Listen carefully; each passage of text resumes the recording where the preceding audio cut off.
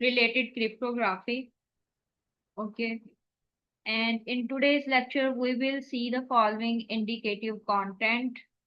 And we have covered the learning outcome 1. And now we will see the learning outcome 2 and the related concepts regarding this. So, first of all, we just have seen what is cryptography, what are the historic terms we are using for cryptography, and which sort of ciphers we have. And now we will see few other concepts. In LO2, basically, we try to understand the arithmetic used in front and common cryptography techniques and their characteristics. Okay, so we will see that how in cryptography we are using the arithmetic techniques and what are their characteristics, what are their features we are getting by using them. Okay, so some common cryptography techniques in use and their features. For example, perfectly secret encryption and message authentication, hashes and Boolean, resistant hash functions, and then we will see the block ciphers versus the stream ciphers, what are their benefits and what are their negative points. So we will see all these concepts in today's lecture, and in upcoming lecture we will also see few other techniques regarding cryptography. So basically after getting understanding with these concepts, after building a good understanding with these concepts, we will understand to sort out these points in our assignment. So for past point 2.1, you need to just describe the main cryptographic techniques that are currently used. And then for past point 2.2, explain the features associated with the cryptographic technique. Okay. So these are just general concepts. You don't need to add your own knowledge. You will just add the required knowledge according to these concepts, and you can add your concepts as well, but in general terms. Okay, so you can take help from these slides as well, and you can also search on Google regarding these concepts. So these are the journal ones, so you don't need to worry about them. Let's see the overview for today's lecture. So basic thing we want to understand is the arithmetic in cryptography and modular arithmetic, prime factorization, discrete logarithms. So basically we have some mathematical terms when it comes to cryptography, so we try to use them for securing our data and for protection of our data. What is importance of these techniques? They basically going to ensure the confidentiality, integrity, and authentication of our data, of our information. When we want to protect them, we can use these these techniques. Widely used in digital security systems. So again, the whole concept behind the cryptography is about the security purposes and for the privacy concerns of our users when they want to use different technologies and they are connected with the internet, how they can protect their information while associated with different networks. So they can use different cryptographic techniques. Like today, we will see few of them. So understand the arithmetic used in current and common cryptography techniques and their characteristics. So, current cryptography primarily uses the modular arithmetic and the mathematics of remainders and numbers theory to create the secure algorithms.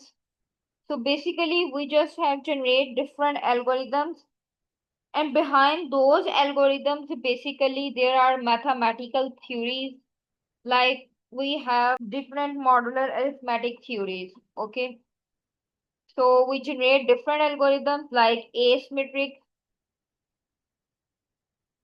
AES, and then RSA means asymmetric. This is sorry symmetric, and then asymmetric algorithm. Symmetric algorithms use in the same secret key for encryption and decryption. Okay, so this is the basic difference. When we are using the symmetric algorithms, we will use the same technique for decryption and for encryption at the same time, and relying on the block of operations to secure the data quickly.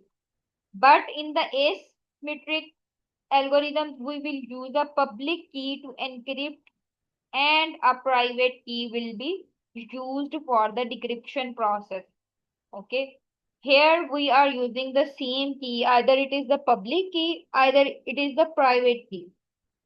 When we want to encrypt the data, we will use the same key, and for the decryption, we will use the same key again.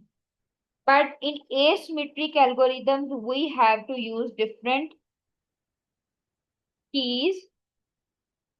Like if we have used a public key for encryption, then definitely we will use the private key for the decryption. And they are going to provide the secure key exchange and digital signatures that but at a slower rate. Okay. So the difference between the asymmetric and symmetric is the symmetric is quickly and asymmetric is slower rate. In asymmetric, we have different keys, and in symmetric, basically, we have same keys for encryption and decryption. Then we have another algorithm, hashing. Another technique uses one-way functions to create the unique digital fingerprints, and we call them hashes of data, ensuring the message integrity. So basically the term here fingerprints means that every person have their different fingerprints. So when they want to encrypt and decrypt their data, they basically use the same technique, like they will convert the data in such a form that no one can understand because they are very distinct and very different than the exact information which they want to communicate and send over different resources. So we have different algorithms in cryptography. Okay, so this is a figure regarding cryptography techniques. We have plain text and we give it as an input, and we want to send this information to someone else. Okay, but this is not a simple procedure. Behind this, we require encryption and decryption algorithm. Okay. So for encryption, we will use a secret key shared by the sender and recipient.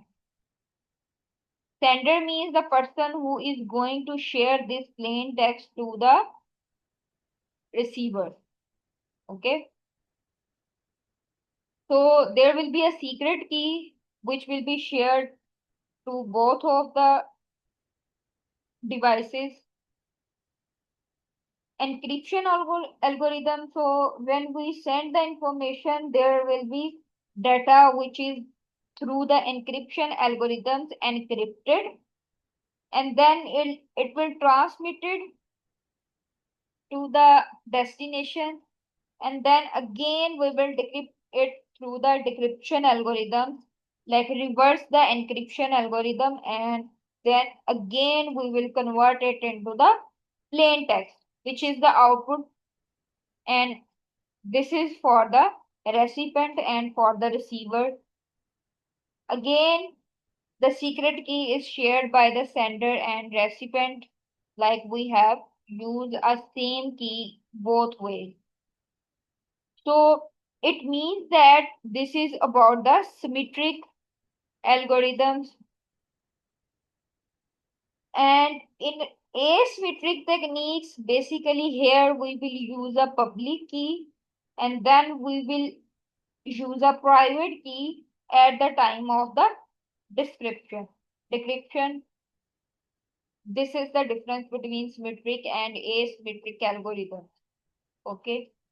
So in symmetric, it is the more faster process because we are using the same keys.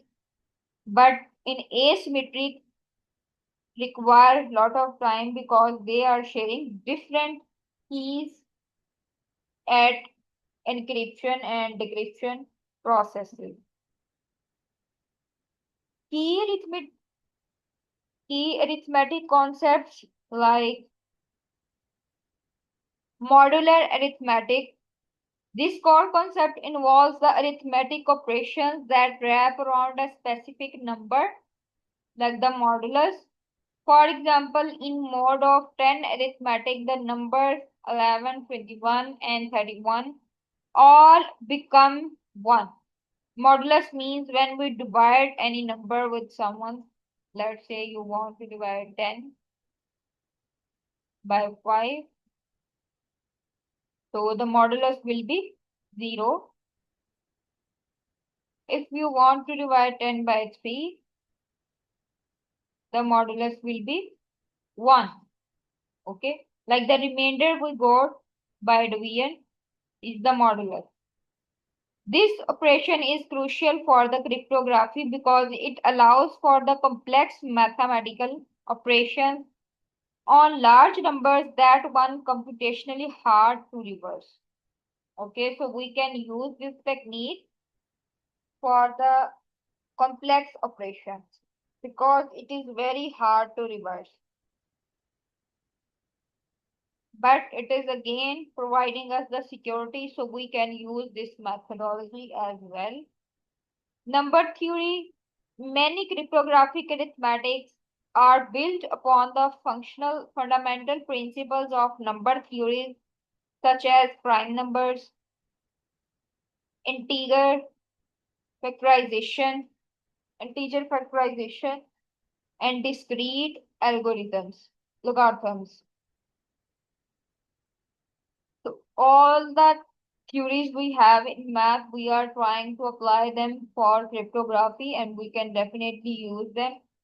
Then integer factorization, the difficulty of factoring very large numbers is the basis for algorithms like RSA, like asymmetric techniques, which form the backbone of much of the internet secure communication. So we can use the asymmetric algorithms rather than applying the integer factorization because they are again also very complex for the large numbers. They are difficult to process. Discrete logarithms, they are used in the other algorithms like Diffie-Hellman to establish the secure communication channels without prior shared secrets. So you have seen that in the process of cryptography, we have to share the keys, like we have to share the key by sender and recipient when they want to encrypt the data, and when they want to decrypt the data, again they will share the same key between each other. But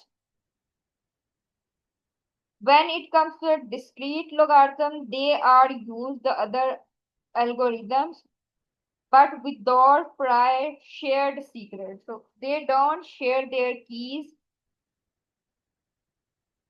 before. Okay.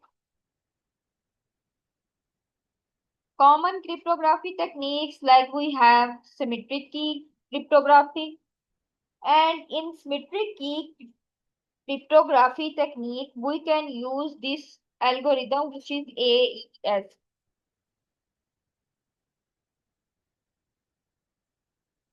Arithmetic operates on the binary data and in the fixed size blocks, performing the complex series of substitutions, permutations, and modular arithmetic operations on these blocks. Okay, so let's say we have a block of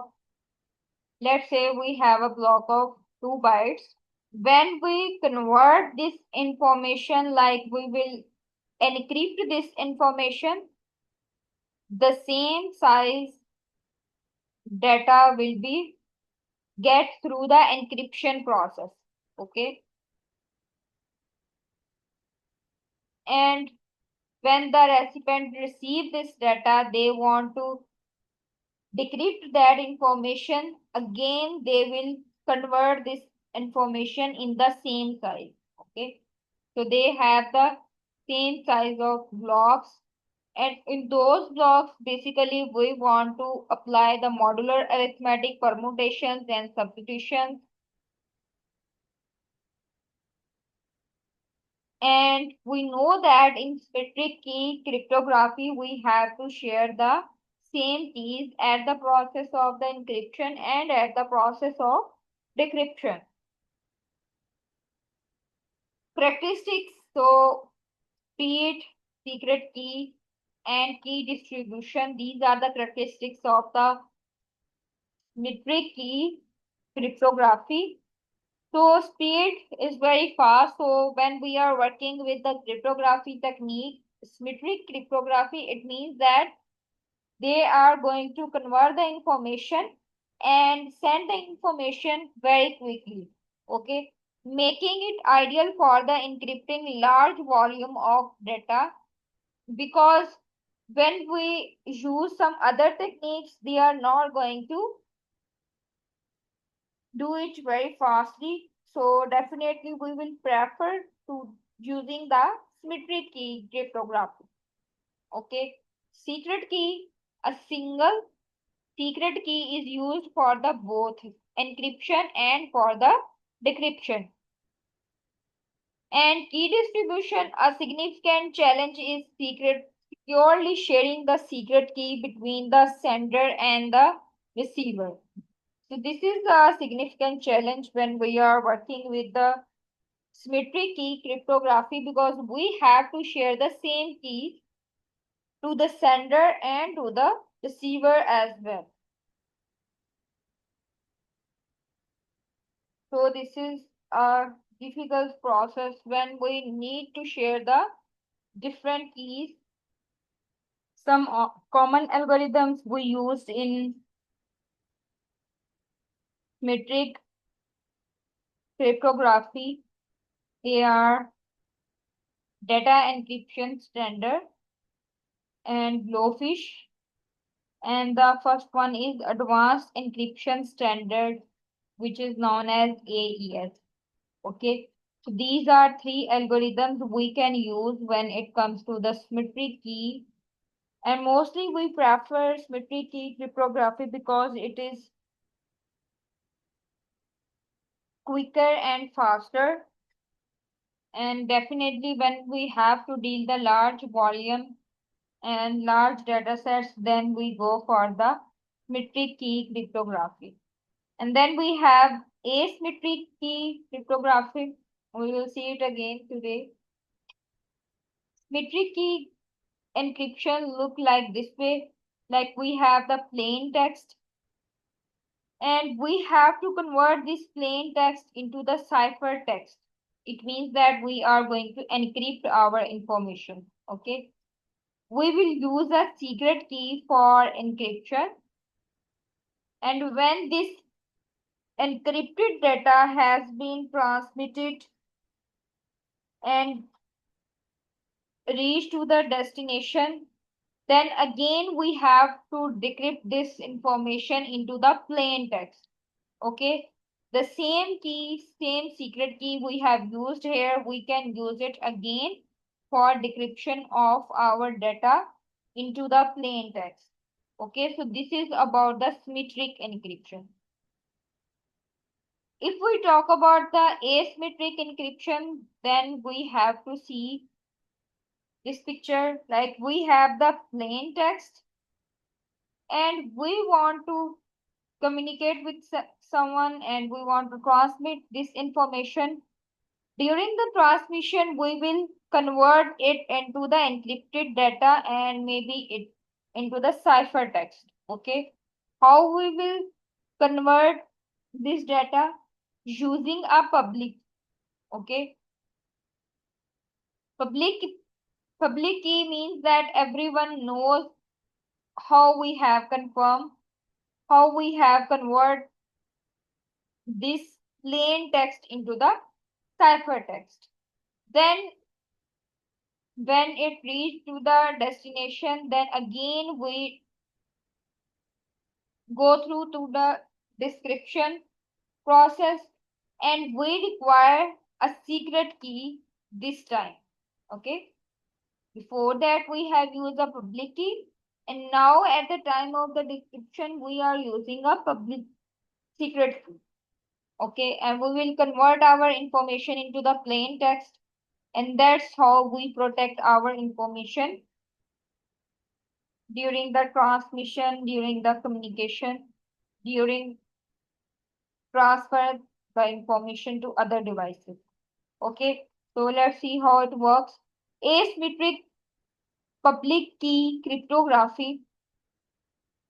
Asymmetric relies on the computational difficult mathematical problems like integer factorization, and it involves the complex arithmetic operations like large prime numbers to create the mathematical link public and private keys. You know that we have to use two different keys for encryption and decryption. We require a separate public key and a private key at the same time for encryption and decryption as well. What are the characteristics of the asymmetric cryptography technique? So we require public and private keys pair of keys. One is the public key for encryption and the second one is the private key for the decryption.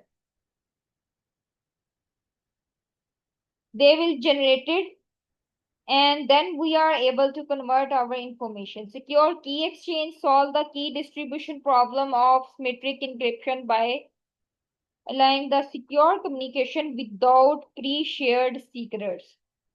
Okay. So this is the more secure way, but we have to convert our information within a required time period because it is a little complex process. Why? Because we have to use two different and separate keys for securing the process more than we have used in the symmetric cryptography. In symmetric, we have the same keys, and for making it more secure, we are using two different keys, public and private keys. So in this way, we don't require to share our public key. Like pre-shared secrets are not going to used in this technique. So it means that this is going to provide us more security features. Digital signatures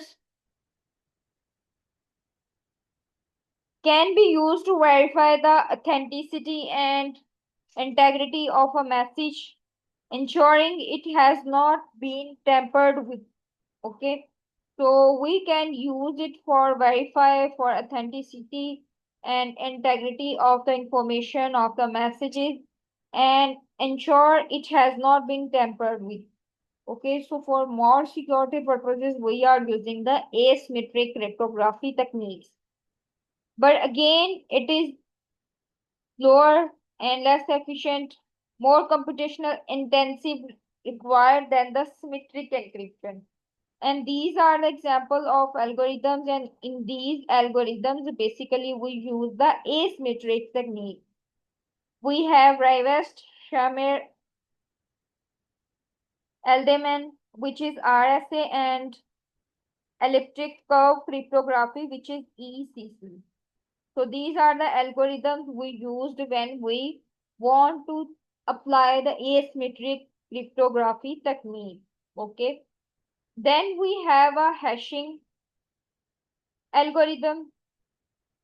Algorithms like hashing, in hashing basically we have SHA-2 and SHA-3 algorithms, and few more algorithms we can use in hashing. So how it works arithmetically, it involves complex bitwise operations and modular arithmetic to transform the input data into the fixed size output called the hash value. Okay, so we have a fixed size output in the hashing algorithms.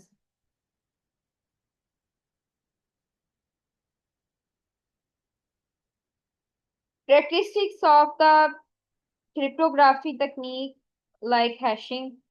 It is the one-way function, and for integrity we can use it, not for the encryption.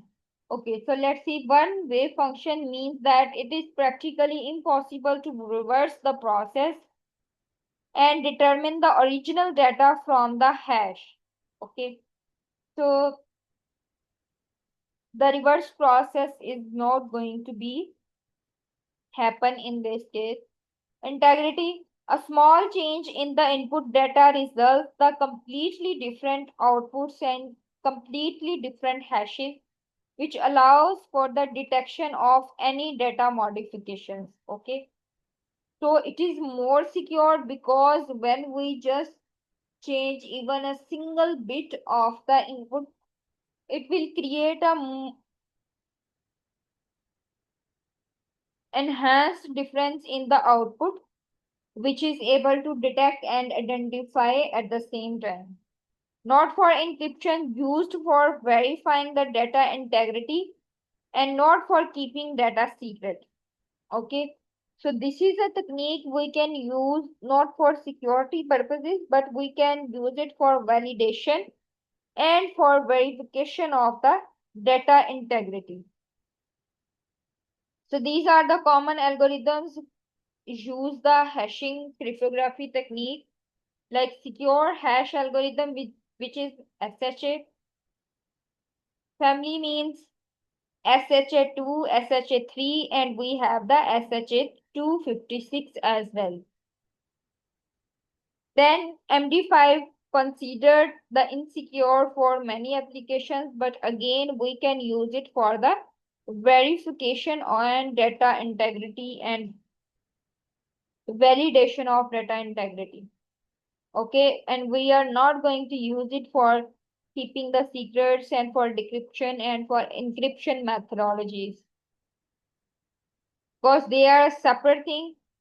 They have to process the thing in a reverse way as well. Like when we encrypt information, we have to decrypt the information into the plain text again. Okay, like this is the diagram for hashing algorithms. So we have key 1, key 2, and key 3s. Then we use a hash function, and then it create a hash table. Like against these keys, we will get some different values. Okay, and even we will change these values a little bit, we will get a different hash value and different output, you can say.